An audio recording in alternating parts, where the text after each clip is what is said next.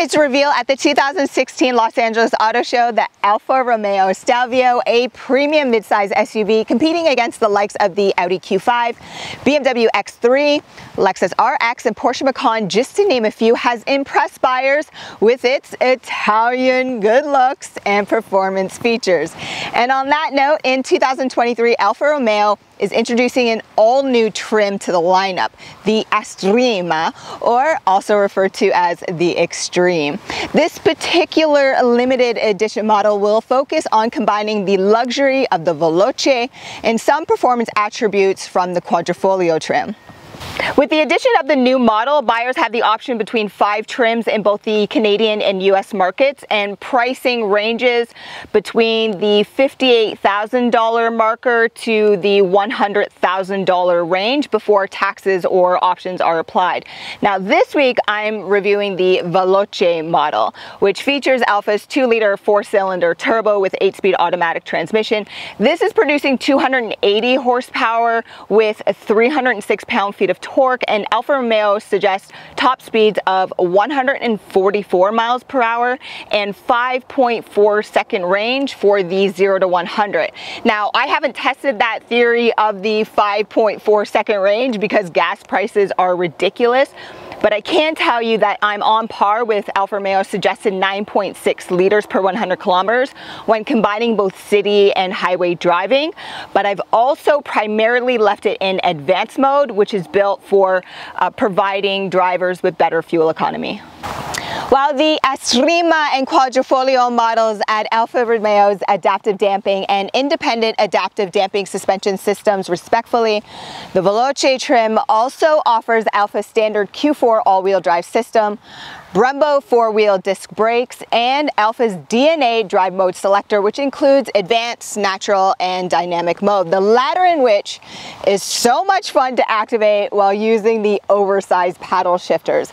And from a style perspective on the Veloce trim, the high-performance lights with automatic high beam assist up front are standard, along with the dark appearance grille and rear sport diffuser. But the Ocra GT Tri-Coat color is a $2,700 option.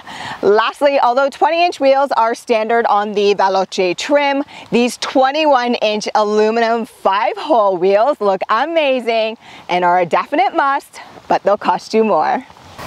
Alfa offers a host of complimentary driver-assisted features for the Veloce trim through their Active Assist Plus package, which includes intelligent speed assist, lane keep assist, active blind spot monitoring, traffic jam recognition, and traffic jam assist, just to name a few. In addition, features such as all-wheel drive, high beam assist for collision warning, hill descent control, and a rear backup camera with cross-traffic alert are also standard, along with industry favorites such as traction control and stability control. But for this week, one driver assisted feature Alfa did quite well is their steering assist, because it's not overly aggressive and it doesn't pull the steering wheel from your hand when you get close to those white lines.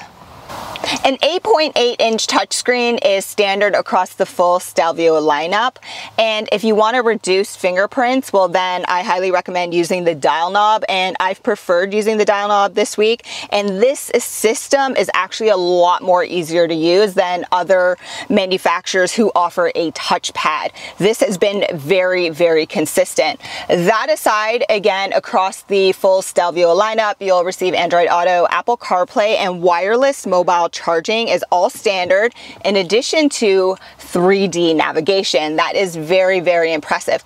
But inside the Veloce trim, you receive a Harman Kardon audio sound system, and I appreciate how Alfa provides its owners with a 1-year subscription to SiriusXM, whereas others only offer a 3-month trial. In regards to convenience and connectivity, I like this a lot. You have your own slot holder for your key fob. This is also where you'll find a remote starter so you can preheat or cool your cabin in advance. And for connectivity up front, you'll find one USB port, one 12-volt port, and then additional connectivity inside your front center console. The Stelvio's tow rating is 3,000 pounds and its payload capacity, which includes what you can store on top and inside with passengers, is just shy of 1,000 pounds. And although gloss black roof rails are standard across the whole lineup, make sure you ask your Alfa Romeo specialist about having the proper equipment installed, especially on top, because this has a large panoramic sunroof, and trust me, you do not want to break that glass. Now, every Stelvio except the base trim comes equipped with a hands-free power liftgate. When you kick below the bumper, it will automatically open for you. Just make sure you go through your infotainment system to activate that feature and set up your preferred height. Now, overall space versus competitors is more than decent, as the Stelvio easily beats out the Lexus RX and Porsche Macan. And if you require more space, well, the seats fold in a 40-20-40 split, and this is my preference because if you need to store longer items, you can down the center, and of course you could always put it on top as well. Now, there's good convenience back here, such as convenient handles located on each side, but you'll have to manually reach over and push those down.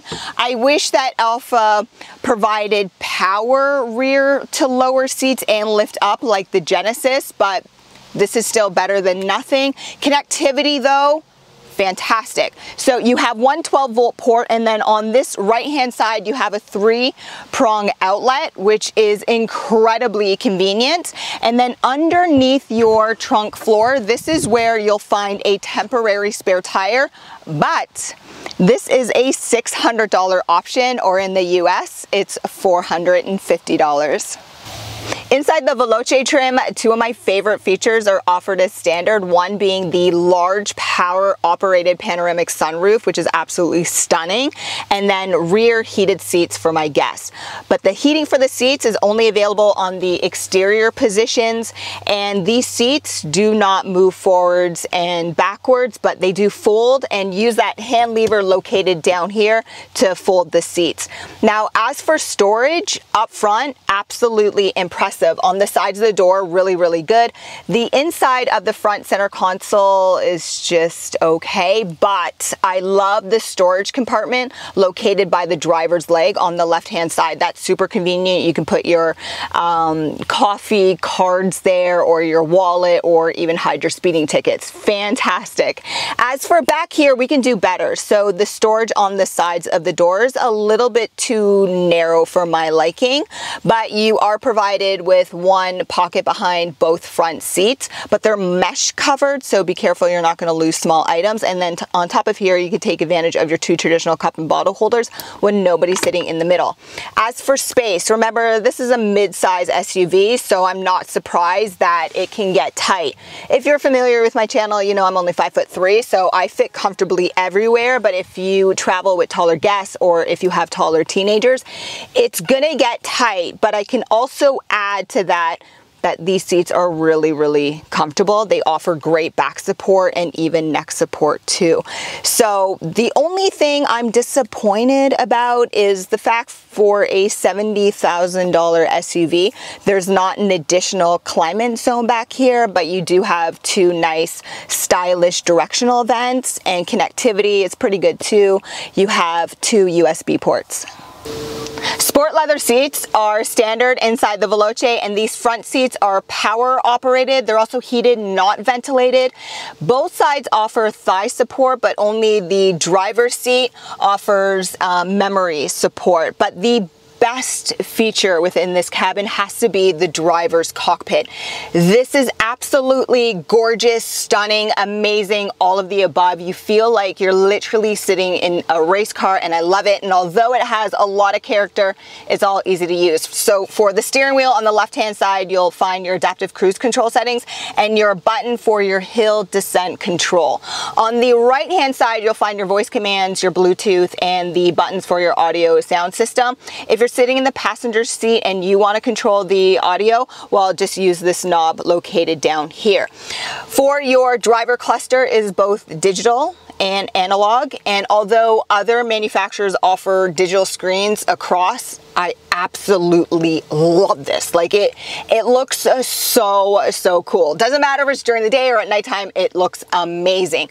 But moving over to this infotainment screen, I highly recommend, you know, easy to use. I've been using the dial knob, makes it even easier, but sit down with your Alfa specialist and go through your driver assisted tech. Because the screen is so small, it's going to be so much easier to adjust when you're just sitting in the parking lot before hitting the road. You drop down a little bit, you're going to be offered dual climate zones, and then down here you have your DNA drive mode selector. And before I go putting it into dynamic mode, you're probably wondering, well, how do you start your Stelvio? Well, back over to the steering wheel, foot on brake, push that start button. Now let's hit the road so I can provide you with my final impressions from this past week.